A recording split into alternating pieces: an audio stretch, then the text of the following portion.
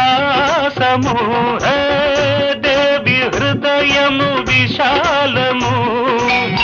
భక్తుని కది కైలాసము కోరిక కోరుట భక్తుని వంతు అడగక తీర్చుట దేవత వంతు ధూపం వేయుట భక్తుని వంతు పాపం మోయుట దేవుని వంతు పాపానికి మోక్షం ధూప దర్శనం ఈ ప్రాణికి మోక్షం నామస్మరణం